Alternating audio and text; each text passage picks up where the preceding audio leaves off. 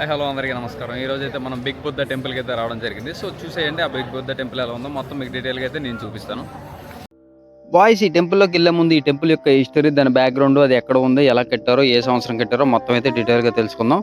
So hello friends, థాయిలాండ్లోని పటాయ్ అనగానే మనందరికీ గుర్తొచ్చేది ముందుగా వాకింగ్ స్ట్రీట్. సో అందరికీ ముందుగా గుర్తొచ్చేది ఏంటంటే వాకింగ్ స్ట్రీట్, బీచ్లు, ఆ కోరల్ ఐలాండ్స్, ఆ సోయా సిక్స్ మొత్తం గుర్తొస్తాయి. కానీ ఈ బుద్ధ విగ్రహం వరకు అయితే మనకు గుర్తురాదు. అక్కడ మొత్తం టైడ్ అయిపోయి ప్రశాంతంగా ఉండడానికి అయితే మనం ఈ బుద్ధ విగ్రహ టెంపుల్కి అయితే వెళ్ళొచ్చండి. చాలా అంటే చాలా అద్భుతంగా ఉంటుంది. సో ఇది ఎక్కడ ఉందంటే పద్మన్న కొండ. సో పై అద్భుతమైన ఈ బుద్ధ విగ్రహం అంటే చూడడానికి చాలా అద్భుతంగా ఉంటుందండి. సో ఆ స్నేక్ అవే మెట్లు చూసారా, మొత్తం గోల్డెన్ కలర్లో చూడడానికి అయితే చాలా అంటే చాలా సూపర్గా ఉంటుంది. మీరు ఎప్పుడైనా థాయిలాండ్ వెళ్ళారా?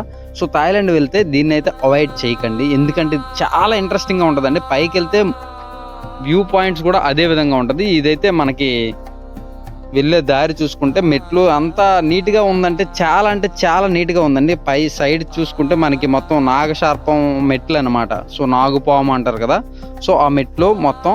సో పై వ్యూ మొత్తం అయితే ఇంకా అదిరిపోయింది. ఆ వ్యూ మొత్తం అయితే మీరైతే చూసేయండి. ఇంకా సో ఈ చోన్బురి ప్రావిన్స్లోని అతిపెద్దదైన సుమారు 18 మీటర్ల ఎత్తు ఈ భారీ బంగారు బుద్ధుడు విగ్రహం వెనుక ఉన్న ఆసక్తికరమైన చరిత్ర ఏంటి, ఎక్కడ స్థానిక నమ్మకాలు ఏంటి అనేది ఈరోజు వీడియోలో మనం క్లియర్గా తెలుసుకుందాం. సో మీరు పటాయి వెళ్తే అసలు మిస్ అవ్వకండి ప్లీజ్. ఇది మాత్రం చాలా అంటే చాలా అద్భుతంగా ఉంటుంది. మరి ఇంకెందుకు ఆలస్యం, పదండి మన వీడియోలోకి అయితే వెళ్ళిపోదాం. సో ఈ టెంపుల్ చరిత్ర మనం సరిగ్గా అర్థం చేసుకోవాలంటే ఒకప్పుడు పటాయి ఎలా ఉండేదో తెలుసుకోవాలి. ఇప్పుడు మనం చూస్తున్న లగ్జరీ రిసార్ట్స్, టూరిస్టులు హడావిడి ఏది లేనప్పుడు అంటే 1940 సంవత్సరంలో పటాయి కేవలం ఒక చిన్న మత్స్యకార గ్రామం, చేపల గ్రామం అండి. సో ఫిషింగ్ విలేజ్ అనమాట. సో ఈ సమయంలో ఈ పద్మన్న కొండ, సో కొండ పేరు పలకడం అంత సరిగ్గా రావట్లేదు నాకు కూడా. సో మీరు ఒకసారి గూగుల్ సెర్చ్ చేస్తే ఇంకా మీకు ఇంకొంచెం బాగా అర్థమైపోద్ది. సో ఈ కొండ పైన చుట్టూ దట్టమైన అడవి ఉండేది. ధ్యానం చేసుకోవడానికి, ప్రశాంతత కోసం బౌద్ధ సన్యాసులు అంటే మాంక్స్ అనమాట. సో ఈ కొండపైకి వచ్చేవారు. ఇలా ఇక్కడికి ఒక చిన్న ఆశ్రమంలా ఇది ప్రారంభమైనది అనమాట. సో చిన్న గుడి కట్టి తర్వాత అలా పెద్దదైపోయింది అనమాట. సో 1970 సంవత్సరంలో పటాయి మెల్లమెల్లగా టూరిజం పరంగా అభివృద్ధి చెందడం ప్రారంభించింది. ఆ సమయంలో ఈ ప్రాంతానికి ఆధ్యాత్మికత, రక్షణ, గుర్తింపు ఉండాలని స్థానిక అధికారులు, బౌద్ధ గురువులు వీళ్ళందరూ ఏకమయ్యి అనమాట 1977లో ఒక భారీ బుద్ధ విగ్రహాన్ని అయితే నిర్మించారు. దీన్ని స్థానికులు లుయాంగ్ ఫోర్ యామ్ అని పిలుస్తారనమాట. సో పేర్లు అయితే కొంచెం క్లిష్టంగా ఉంటాయి. సో మీరైతే కొంచెం అడ్జస్ట్ అయిపోయింది. సముద్రంలో వేటకి వెళ్ళే మత్స్యకారులకు, నగర ప్రజలకు ఈ బుద్ధుడు ఒక రక్షకుడుగా ఉంటాడని ఇక్కడ నమ్మకం అనమాట. సో ఇక్కడ మీరు పువ్వులు కూడా వేసుకోవచ్చు, అగరబత్తులు అన్ని సెట్లు ఉంటాయి అనమాట. మీకు ఏది నచ్చితే అది వేసుకోవచ్చు. సో ఈ ఆలయానికి అనుభూతి చాలా ప్రత్యేకం అండి. కొండపైన ఒక బుద్ధుడు చేరుకోవడానికి మనం చూసే ఉంటాం, దారిలో వచ్చాం, పెద్ద పెద్ద మెట్లు మార్గాల ద్వారా వెళ్ళాలి. సో ఈ మెట్లు ఇరువైపులా పెద్ద బంగారు రంగు నాగ శిల్పాలు అనమాట. అవి బంగారు రంగు ఉంటాయి అంటే కాకపోతే అది బంగారం కాదండి. సో బౌద్ధ, హిందూ, సంస్కృత నాగుల పవిత్రమైన కాపలాదారులుగా భావిస్తారండి. ఇక్కడంటే అక్కడ ఏది ఉండదన్నమాట. కుల మత భేదాలు ఏం ఉండదు. ఎవరైనా వెళ్ళొచ్చు, ఎవరైనా రావచ్చు, ఏదైనా కోరుకోవచ్చు, అది జరుగుతుందని అక్కడ ప్రజల నమ్మకం అండి. సో మీరు ఎప్పుడైనా బ్యాంకాక్ వెళ్ళే ముందు సో ఆ వాకింగ్ స్ట్రీట్, ఆ సోయా సిక్స్ స్ట్రీట్ కొంచెం ఆటలు తిరిగి ఒక 2 hours 3 hours దీనికి కూడా స్పెండ్ చేస్తే మీకు ఒక అద్భుతమైన విజువల్స్ అయితే కనిపిస్తాయి అనమాట. సో మెట్లు ఎక్కి పైకి వెళ్ళగానే మనకు మెయిన్ బుద్ధుడి విగ్రహంతో పాటు చుట్టూ చిన్న చిన్న విగ్రహాలు కనిపిస్తాయి. ఇవి వారంలో 7 రోజులకు ప్రతీకగా, ఈ వారంలో మనకి 7 రోజులు కదా, ఆ వారం 7 రోజుల గురించి అయితే దీన్ని కట్టారనమాట. సో వారంలో 7 రోజులు కదా, సో ఒక్కో రోజు ఒక్కో బుద్ధుడిని విగ్రహం పూజ చేస్తారు అనుకుంటా నాకు తెలిసి. వారంలో బుద్ధ విగ్రహాలు తాయి సంస్కృతి ప్రకారం తాము పుట్టిన వారాన్ని బట్టి బుధవారము, సోమవారం నుండి బుధవారము అక్కడ ఉన్న నిర్దిష్ట బుద్ధుడి విగ్రహం ముందు స్థానికులు ప్రత్యేక పూజలు చేసి తమ మంచి జరగాలని కోరుకుంటారు అనమాట. సో మీకు కూడా ఏదైనా మంచి జరగాలంటే మీరు కూడా అక్కడికి వెళ్ళొచ్చు. సో నేనైతే కోరుకున్నా, నేను వెళ్ళాను కాబట్టి నేను కోరుకున్నా.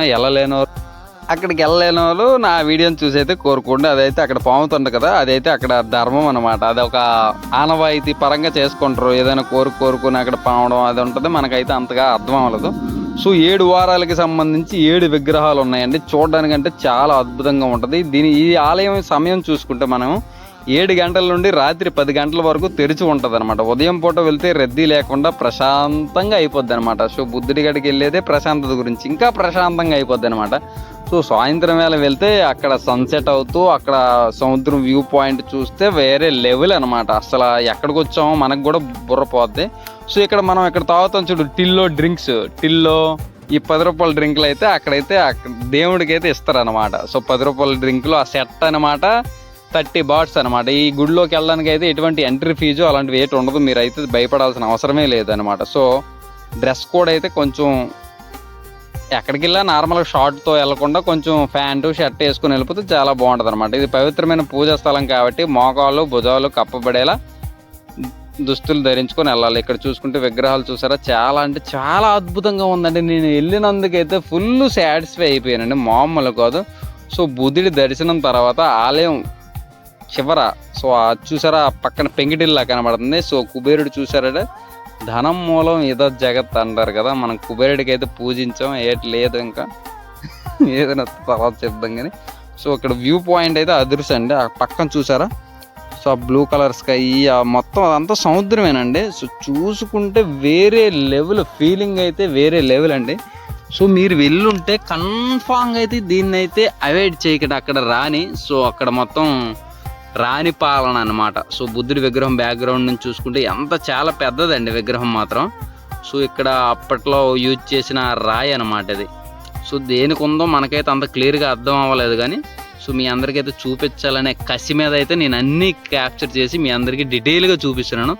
సో ఇది రాయికి ఆపోజిట్లో చూసారా పాదం అన్నమాట. సో ఇక్కడ వ్యూ పాయింట్ చూసుకుంటే చాలా అద్భుతంగా అనిపించింది నాకైతే. వచ్చినందుకైతే ఈ వ్యూ చూడగానే ఆ టెంపుల్ చూడగానే నా లోపల ఉన్న ఆలోచనలన్నీ మైమరిచిపోయానండి. మీరు కూడా ఎటువంటి ప్రశాంతంగా మైండ్ అప్సెట్ అయితే ఈ ప్లేస్కి వెళ్ళండి, చాలా అంటే చాలా బాగుంటుంది.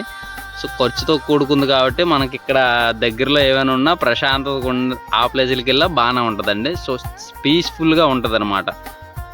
సో వ్యూ పాయింట్ అయితే మామూలుగా లేదు. ఇక్కడ అంతా ఫారినర్స్, మామూలుగా కెనడా, అమెరికా, ఈజిప్ట్ నుంచి వచ్చిన వాళ్ళు కూడా ఉన్నారు. మన ఇండియన్స్ అయితే ఇంకా ఎక్కువ అనమాట. మన ఇండియన్స్ ఇక్కడ నచ్చంది ఏంటంటే కొన్ని క్లబ్స్లోకి అయితే ఇండియన్స్ అయితే నాట్ అలౌ అనమాట, నో ఎంట్రీ అని బోర్డు పెట్టేస్తారు. ఎందుకంటే మన వాళ్ళందరూ కెచ్చిలా నా కొడుకులు కదా.